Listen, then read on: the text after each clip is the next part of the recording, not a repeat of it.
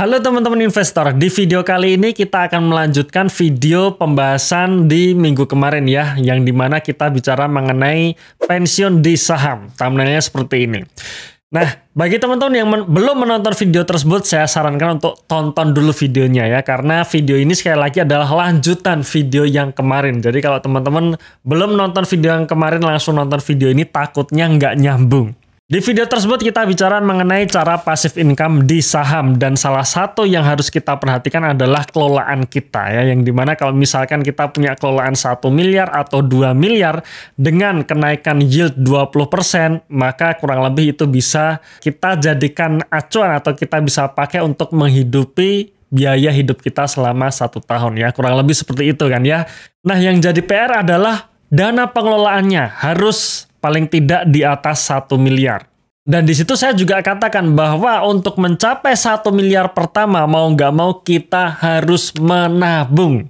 Jadi tidak ada cerita bagaimana kita punya modal 100 juta menjadi 1 miliar hanya dalam waktu 2 tahun. Menurut saya tidak bisa ya, kecuali kalau Anda menang jackpot di judi online.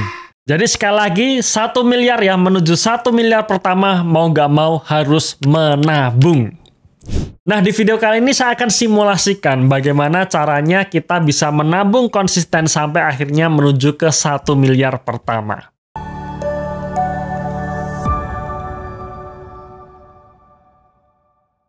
Oke, sebelum kita masuk ke hitung-hitungan simulasinya, ya saya sampaikan lagi bahwa supaya kita bisa pensiun di saham, maka portofolio kita pun harus selalu tumbuh.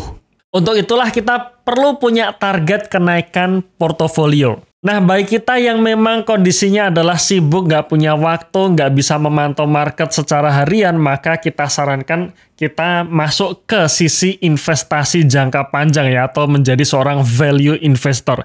Yang dimana target kita hanya cukup mengalahkan market saja.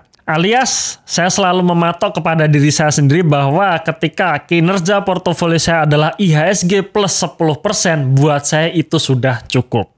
Ya, saya ambilkan contoh, misalkan di tahun 2023 IHSG naik 6,16%, maka ketika kinerja portofolio saya naik 16,16%, menurut saya itu sudah bagus. Ya, karena sekali lagi, dengan kita bisa mengalahkan market atau IHSG plus 10% secara konsisten dalam jangka panjang, yieldnya pun bisa sangat bagus ya, 901% secara compounding dalam jangka waktu kurang lebih 14 tahun. Dan inilah yang akan kita jadikan acuan. Bagaimana kita nabung saham setiap bulan atau setiap tahun dengan kenaikan IHSG plus 10%, berapa lama kira-kira kita akan membutuhkan waktu untuk mencapai 1 miliar pertama. Oke, simulasi yang pertama, kita nabung 1 juta per bulan atau 12 juta per tahun. Kita anggap ya, di sini kita asumsikan atau kita simulasikan adalah 12 juta per tahunnya saja ya, supaya perhitungannya lebih gampang ya. Karena kalau kita menghitung setiap bulannya itu sangat susah sekali, sangat kompleks ya. Jadi kita bulatkan 12 juta per tahun. Tapi sekali lagi ya, sistem nabung kita tetap per bulan. 1 juta per bulan dan ketemulah hasil 12 juta per tahun. Jika return kita adalah sama dengan IHSG, maka 12 juta per tahun dalam jangka waktu 17 tahun dari 2007 sampai ke 2023 baru terkumpul 400 juta rupiah. Di mana total dana investasi kita di 12 juta per tahun selama 17 tahun itu terkumpul 204 juta rupiah ya. Jadi kenaikannya seperti kurang begitu kerasa ya, hanya naik 100% lebih. Nah, berbeda jika kita bisa mengalahkan market 10% atau IHSG plus 10%. Dengan dana yang sama atau 12 juta per tahun atau 1 juta per bulan, maka dalam jangka waktu 17 tahun kita sudah menikmati 1 miliar pertamanya ya. Bahkan bukan 17 tahun tapi 16 tahun. Di tahun 2022 dengan konsisten kita nabung 1 juta per bulan atau 12 juta per tahun, returnnya adalah IHSG plus 10%. Dalam jangka waktu 16 tahun kita sudah dapat 1 miliar pertama kita. Ini kalau misalkan kita nabungnya 1 juta per bulan. Nah, sekarang bagaimana kalau kita naikkan nih menjadi 5 juta per bulan?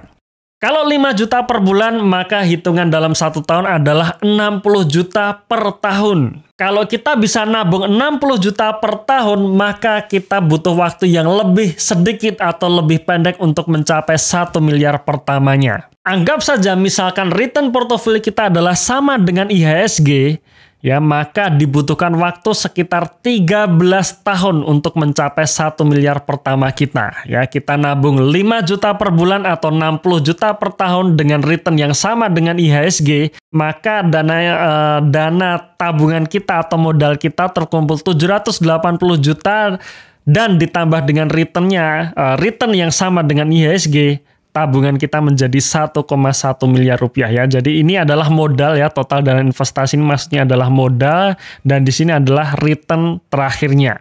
Nah, sekarang berbeda ya jika kita mampu mengalahkan market 10% saja dan itu secara konsisten. Maka dalam jangka waktu yang sama yaitu 13 tahun, dana kita menjadi 15,3 miliar rupiah.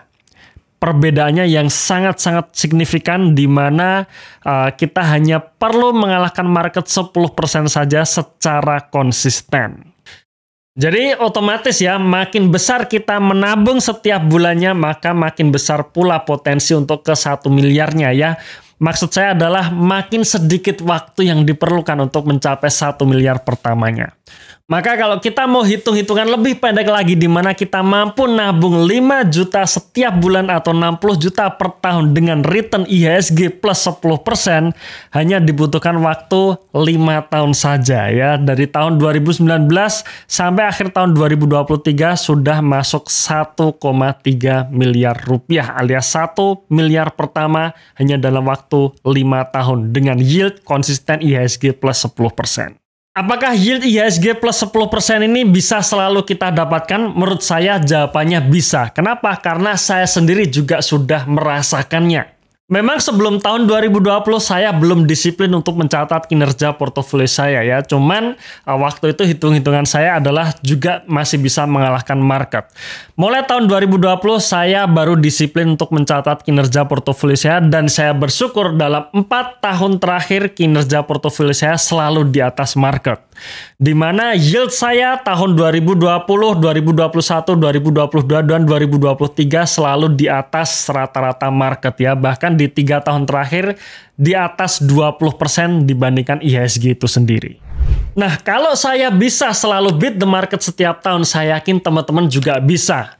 Apapun kondisinya, apapun backgroundnya. Saya sendiri setiap hari saya tidak punya waktu untuk memantau pergerakan harga saham setiap hari maupun update berita ekonomi maupun melihat foreign flow. Saya tidak punya waktu untuk melihat itu semua.